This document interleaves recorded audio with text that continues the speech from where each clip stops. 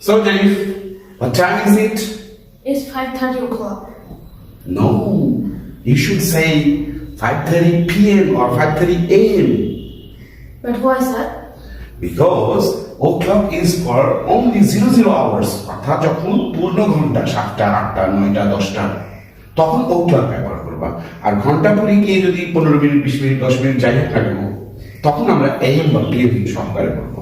যেমন ধরো এখন বাজে 5টা, তাহলে আমি বলবো it's 5 o'clock, 5 am 5 pm ও বলতে পারি।